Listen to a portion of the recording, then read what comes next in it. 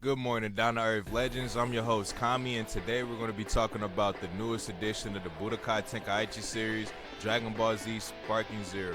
Budokai Tenkaichi series has always been my favorite gaming series of all time, so it goes without saying that I'm excited about the game, but I'm not only just excited, I'm also worried and more so tedious about what they should and should not have in the game. That being said, these are 5 key features that would make this the best Dragon Ball Z game to ever drop. Number 1, roster. I think it's important to discuss the roster first, given the fact that we're going to be going through these characters throughout the beginning stage of the game before any other DLCs drop. It's probably going to be a couple of months before we can actually see new characters. So with that being said, we need to at least have a good core foundation of characters. I expect to see the characters that we saw in the trailer already to be in the game as soon as we get it. So characters like Jiren, Super, Broly, Goku, Vegeta, Frieza, you get the picture. Those characters look great, but I also want to see characters like Kaba, Kale, Caulifla, and Kefla, obviously, and maybe Champa, Vados. I want to see characters that we already saw before to be released in the game at start, and then maybe they can add characters like Moro and Ultra Ego as DLCs. Characters that we haven't seen in the anime yet should be DLCs and manga. That way you can still get your DLC, but everybody can have their, get their way. And speaking of everyone getting their way, we also would like to see created character return in the game, since we've had that in Xenoverse and Xenoverse 2. At this point, we're kind of spoiled and we kind of feel like we need to see it. I personally don't feel like we need it, but it would be nice to have in the game, and if it's too much to ask to have at launch, maybe you can implement some type of creative character somewhere later down the lines when the game is already established and the core fan base is already established, and maybe you can add it on somewhere like a free DLC or something like that. Either way, I'm pretty sure everyone would agree that being able to create a character would be a good idea no matter what kind of Dragon Ball Z game it is. And also it helps expand the roster and leads to replayability. Number 2, combat/combos. The Budokai Tenkaichi series was the most explosive fighting game series of its time. Tenkaichi 3 emphasized combat greatly with its explosive combos and its unique defense that I've never seen implemented in another game correctly. Tapping square alone opens up a flurry of punches and kicks from that character's moveset, while pressing triangle opens up combo strings to continue the combo. Most impressive thing about Tenkaichi's combat, in my opinion, was probably the defense, given that you could block from left, right, up, and down. You could also parry opponents' attacks by holding guard and pressing triangle, and that would allow you to dodge every single attack that they throw at you, almost like in a realistic Dragon Ball style. Also, if you time the guard button at the right time as a beam or an attack is hitting you, you can teleport out the way. It was a lot more rewarding that way because it really just took a little bit of your ki, but as long as you timed it on the right time, you would teleport, and if you didn't, then you just took the L. It's better than just spamming X and hoping that you have enough stamina in time so you can teleport. I think that the combos should be more centered around how Tenkaichi 3's combos are and just expand on those and make them better, as well as most of the combat, like as simple as teleporting, like the way that we was just talking about. Also, I like that they added the fact that you can deflect beams and other projectiles, similar to like Raging Blast, but hopefully it's more like timing based and it's not just you holding the guard button and flicking the button, because that would actually just be kind of pointless, but it'll look cool still. So either way, I'm glad they had that in the game. Number 3, movement. The movement in Sparking Zero needs to have the fluidity of Xenoverse with the hustle of Tenkaichi. Tenkaichi used to make you feel like you were kind of bulky and you were kind of restricted and stiff, but at the same time, when you did decide to dash at somebody, you went from 0 to 100 very quickly. In Xenoverse, there's moments where you can do this, but it's only in spurts, and mostly you have to use your stamina to do so.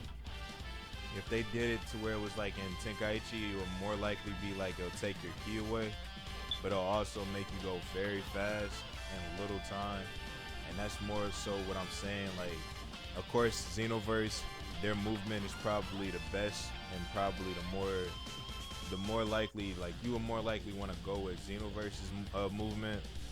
But at the same time, we gotta remember what made Tenkaichi great and use that and think of what could make this game more similar to Tenkaichi, but also better than Xenoverse and Tenkaichi combined, if that makes sense.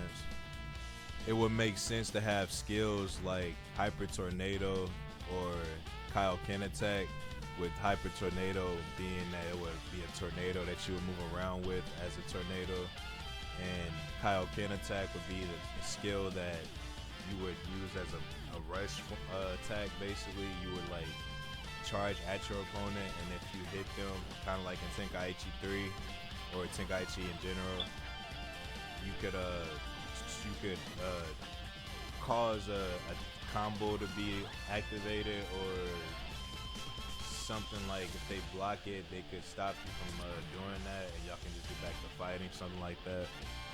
Number 4, destruction. This is my favorite part to talk about when it comes to Dragon Ball Z game features. I feel like destruction is one of the most important things, in my opinion, probably the most important thing, because I feel like everything that you do in a fight when it comes to Dragon Ball Z, the world is supposed to react to that based on how strong your characters are and based on the things that you're doing.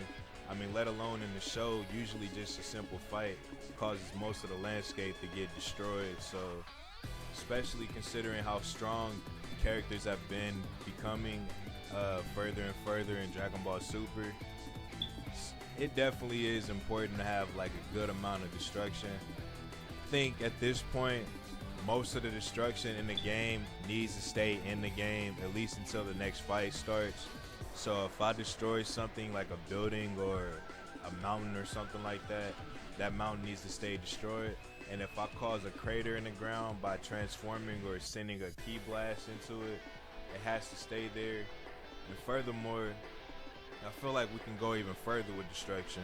This could be the first Dragon Ball Z game where we can destroy the entire planet, and as the planet destroys, we can see our characters react to the destruction of the planet.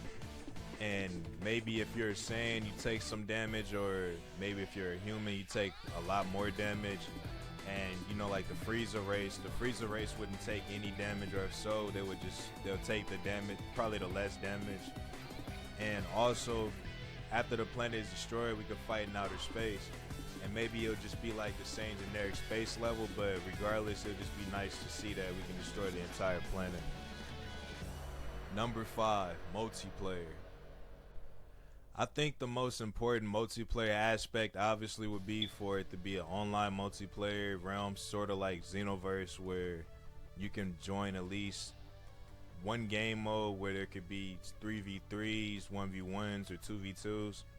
But I also feel like a very important and underlooked aspect to multiplayer is co-op. And I feel like with a game like Tenkaichi or Sparking Zero, given that it's supposed to be similar to the old Tenkaichi games, there's more than likely going to be a huge emphasis on story mode. And with that being the case, we definitely need a co-op story mode similar to how Sagas was, or even if you just want to make it more similar to how the parallel quests are in Xenoverse. However you want to look at it, we should be able to see the cutscenes go by, and then after the cutscenes, we should be able to see player 1 and player 2. Whether it's on multiplayer, online, or if it's split screen, couch co-op, whatever you want to call it, we need some type of co-op for story mode, and then as well as for battles or team battles, we need something like that if we're going to have multiple people fighting in a match. I feel like there definitely should be like some type of team battle, because it was always a team battle in Tenkaichi. So if we're going to do team battle, either make it similar to how it was back in the day, or make it similar to how Xenoverse is nowadays, where it's 3v3 or 5v5. In conclusion, Dragon Ball Sparking Zero has the potential to be a groundbreaking addition to the Dragon Ball gaming universe, with a diverse roster, refined combat and combo system, dynamic movement mechanics, multiplayer experience, and much more to be seen. I'll try to keep y'all up to date with the newest content and the newest updates and news and everything about Sparking Zero. And best believe that I'm definitely going to pre-order this game, so when the game comes out, you definitely can come to this channel and see me live stream it the very first day on day one. Until then, until next time, I'll catch y'all. Hopefully we can get some news coming to this game soon, but I'll catch y'all the next video. Out.